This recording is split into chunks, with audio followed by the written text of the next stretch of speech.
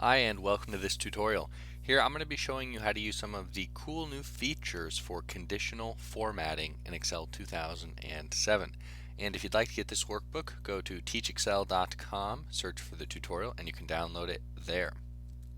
So conditional formatting in Excel 07 is located on the Home tab, Styles box, Conditional Formatting. And they've really made it a lot more intuitive and a lot easier to use in Excel 2007. You've got highlight cell rules, top bottom rules, and it's pretty self-explanatory here. But then you've got three new cool things: data bars, color scales, and icon sets. And that's really what we're going to be talking about today. And I'm going to show you a way that you can use these cool new features to better display some data that you have.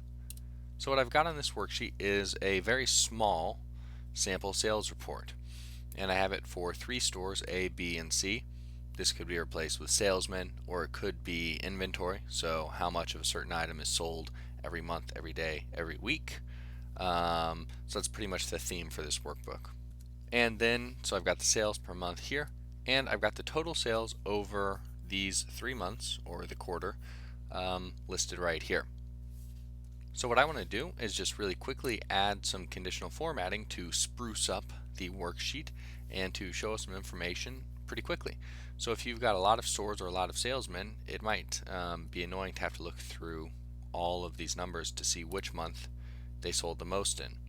So one way you could do that is to highlight it, go to Conditional Formatting, and you could choose any one of these things right here. You'll notice when I hover over them, the cells that I have highlighted previously change. That's called live preview. So we could use data bars or color scales. I find color scales to be a little bit confusing sometimes personally, but since we only have 3 items here, what's going to work best is to use the icon sets. So we could use any one of these icon sets, red, yellow to green, and the color green will give us the highest number for the cells that we have selected. And you can choose any one that you want. For this, I kind of like to use the arrows right here. So we can see that February was his best, or was this store's best month for sales. And you can see this was the second best, and this was the worst month for sales. Now, if the down arrow throws you off, if it looks like negative sales, don't use it. But the only reason I'm showing or I'm doing this right here is to see which month were the best sales. So I like to do it that way. And we can go ahead and do it for the other 3. And I'll do a different one for the last one just to show you what it's like. You could do a check or stoplights. So we'll just do the stoplights. Now for the total sales, you can do this as well to sort of represent the data better.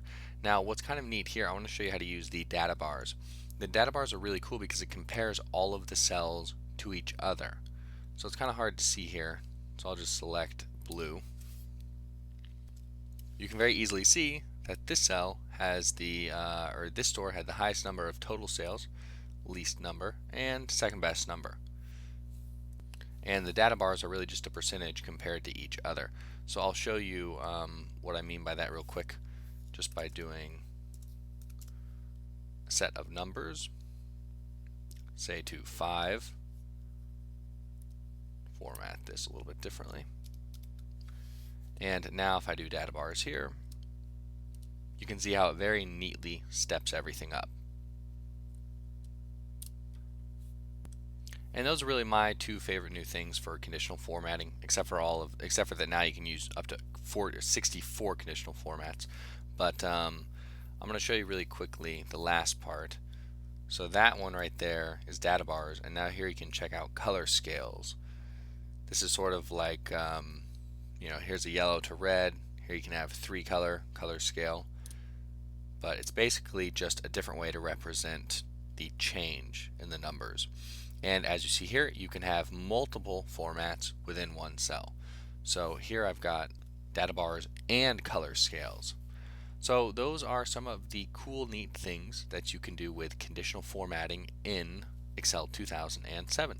If you'd like to get this workbook, go to teachexcel.com, search for the video tutorial, and you can download it there. And that's it for this one.